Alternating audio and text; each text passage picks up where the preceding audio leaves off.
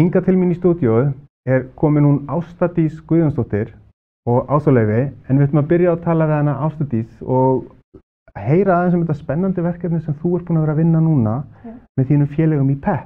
Já. Byrja að segja mér, hvað PEP? Ef hún ekki byrja á byrjuninni. Förum allaleg, byrjum á byrjuninni. Samtökin heita European Anti-Poverty Network og við skammstöfum það EAPN og hérna erum við sérst EAPN á Íslandi. Við höfum starfað síðan 2011 og hérna erum alltaf að verða öflugri og öflugri. Og innan þessara samtaka sem starfa í 31 Evrópulandi eru grasrótarsamtökin sem við köllum PEP. Okay. Úti eru þau kölluð PEP sem er skammstöfun á People Experiencing Poverty. En hér völdum við að bæta við einu P og kalla okkur peppar. Því pepp er eitthvað sem er jákvætt og gott íslenskt orð og lýsir í svolítið hvað það snýst um. Það snýst um valdeflingu. Já. Nú búum við hér nú á Íslandi og allt í blússandi hagsæld og velmegun. Hvernig getum að skilið fátækt í þessu velmektar samfélagi eins og Ísland telur sig fram og lýsir sér í dag? Hvað er að gerast? Í fyrsta lagi þá er ákveðin láglauna stefna sem er ríkjandi. Það er töluvert af láglauna störfum og húsaleigan er mjög há, þannig að fólk nær ekki endum saman. Og svo eru svolítið innbyggðar fátæktargildrur í kerfið. Það þegar fólk er að fara á milli kerfa, ég hef verið að tala til dæmis sérstaklega þegar fólk kemur af endurhæfingarlífeyri, fólk sem er búið að vera í einhverju vinnu hjá VIRK, þá er það í kerfi sem þarf að greitt fyrirfram.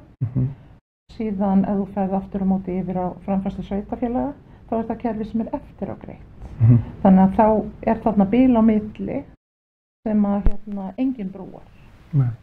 Og það er nú bara þannig að við höfum öll einhverjar fjárhagslegar skuldbindingar, hvort sem það er húsalega skuldir eða bara eiga fyrir mat og borði.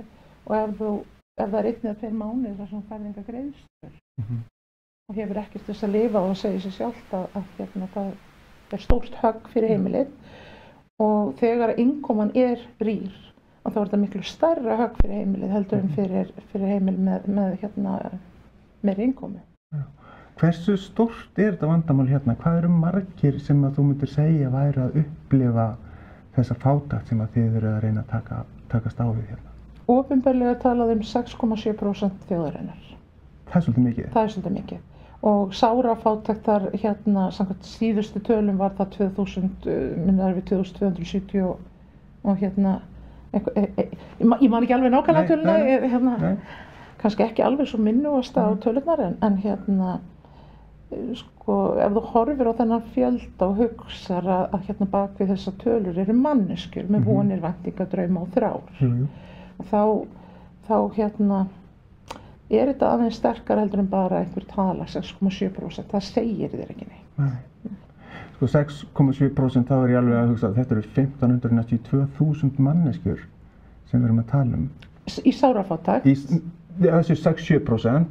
6,7%. Það eru 4.000, það eru semst fleiri, ég er að tala um þeir sem eru í sárafátækt, það er hvað 1,7%, það er rúmlega 2.000 manns. Já, ok. Já, og sárafátækt er metin þannig að þegar við erum að tala um fátækt þá erum við alltaf að nota tölur OECD sem þá er talað um 60% miðgildi, það er eigin lína þar og ef þú fellur undir línuna þá telstu til þess að eiga þá að hættu að vera fátækur. Og síðan eru 9 matsatriði, það er listi sem að Eurostat gefur út og ef þú ert með 3 atriðalistar, ef þú tekka við 3 atriðalistar þá telstu vera fátækur. Ef þú eru fleiri, þá ertu komin í sárafátækt. Hvað er sárafátækt? Sárafátækt er í rauninni þegar þú getur efnahagslega ekki staðið jafnfætis öðrum í samfélaginu. Það er ef þú hefur ekki efni á til dæmis prótínmáltíð, fiskkjöt eða grænmetisrétti sem aðalmáltíð alla dagvikunar, eða það er reyndar talað um 4 dagvikunar. Ef þú hefur ekki efni á því, þá er það eitt af atriðunum á listunum. Hefur efni á að reyka síma, hefur áttu örlítinn varasjóð ef eitthvað kemur upp á. Hefur efni á því að fara að lágmarki 2 vikur með fjölskyldunni í sumarfrí. Það er svona ákveðin matsatriði sem eru á þessum lista sem að miðaði við. Já. Og þið hafið núna verið að vinna í þessu síðan 2011 að reyna að vekja athygli á þessu gagnvart ráðamönnum. Já.